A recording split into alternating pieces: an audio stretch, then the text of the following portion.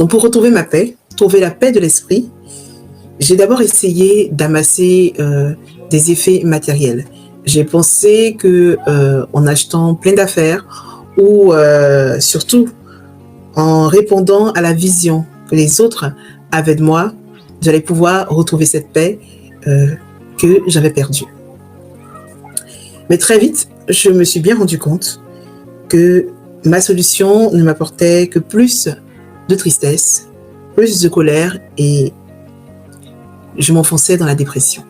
Donc j'ai plutôt choisi de faire les choses qui correspondent à ma vision, donc en me simplifiant la vie. Donc tout d'abord en vidant mes placards, en ne gardant que le nécessaire, que les choses véritablement que j'utilisais, les vêtements que je portais vraiment. Et j'ai commencé à me sentir beaucoup mieux. C'est comme si le fait de me débarrasser de tout ce superflu dont j'avais pas besoin, ça m'apaisait. Deuxième chose essentielle aussi, c'est d'apprendre à dire non. Donc toute ma vie, j'ai passé mon temps à dire oui quand j'avais envie de dire non. Parce que je pensais que si je disais non, eh bien, je ne serais pas aimée.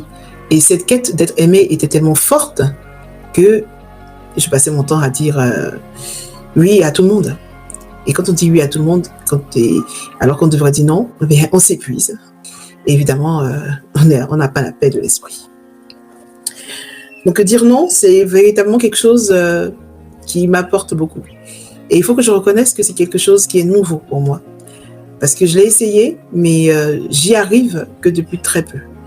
Il n'y a pas beaucoup d'années, il n'y a pas si longtemps, je veux dire plutôt, que j'y arrive véritablement. Et je sens une grande différence. Le fait de pouvoir dire non, ça a véritablement permis de faire un bond dans ma quête de retrouver la paix de mon esprit.